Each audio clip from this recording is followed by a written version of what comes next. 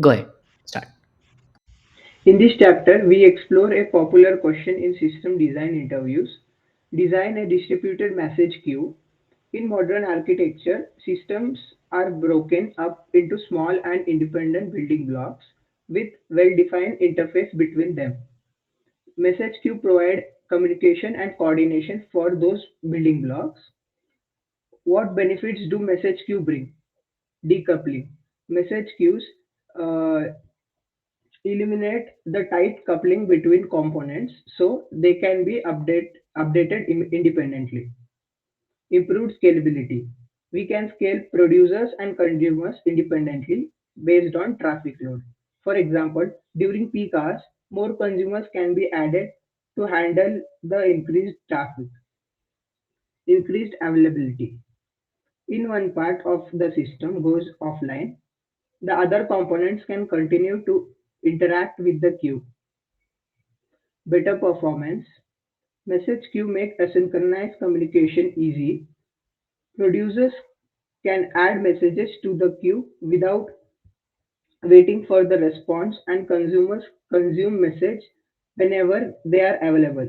They don't need to wait for each other. Uh, Below are the shows some of the most popular distributed message queues on the market: Apache Kafka, Apache RocketMQ, RabbitMQ, Apache Pulsar, that's it.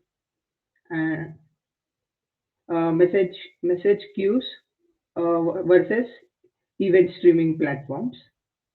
Strictly speaking, Kafka and Pulsar are not message queues, as they are event streaming platforms.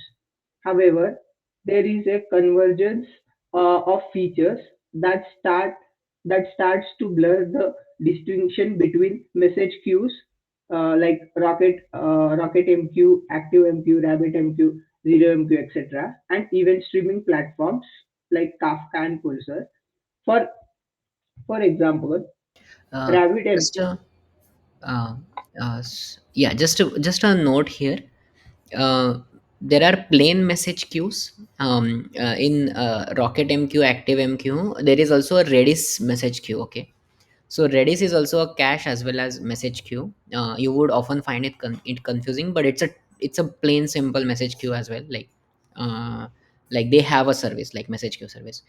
And if you see Kafka, they are talking about Kafka in terms of event streaming. So event streaming is just an advanced version of message queue. That's what you can look at it at this moment. So what what are the details, like what makes a message queue a streaming platform or a streaming queue? We'll see that here in in subsequent topics. But make sure that when you talk about other like Rabbit MQ or Redis MQ or any kind of Rocket MQ, you don't use those for streaming services. Like let's say if you are designing this Meet, right? Jitsi Meet or Google Meet, we won't be able to use Rabbit MQ and Rocket MQ because it doesn't offer the streaming or replay, message replay kind of things. Like there are a couple of features required for that, like stream management related stuff. Similarly,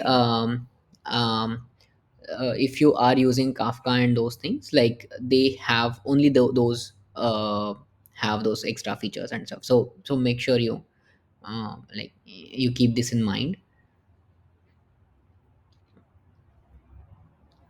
Yeah, I think that's all I wanted to actually share. I had made that mistake. I had bucketed like RabbitMQ, RedisMQ, and Kafka in the same bucket, and the interviewer actually gave me a very hard time. So so I just wanted to share this.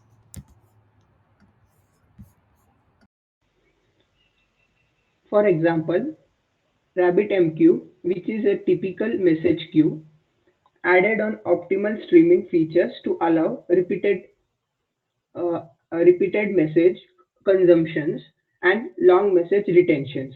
And its implementation use an um, append only log much like an event streaming platform would. Apache Pulsar is primarily a Kafka competitor, but it is also flexible and performant enough to be used a typically distributed message queue. In, in this chapter, we will design a distributed message queue with additional features such as long data retention, repeated consumption of message, etc., that are typically only available on event streaming platforms. These additional features make the design more complicated. Throughout the chapter, we will highlight place where the design would be simplified if the focus of the if the focus of your interview centers around the more traditional distributed message queue. Step 1: understand the problem and establish design scope. In a nutshell, the basic functionality of message queue is straightforward.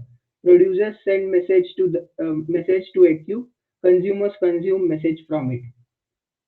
Beyond this basic functionality, there are other considerations including performance, message delivery, semantics, data detention, etc. The following set of questions will clarify requirements and narrow down the scope.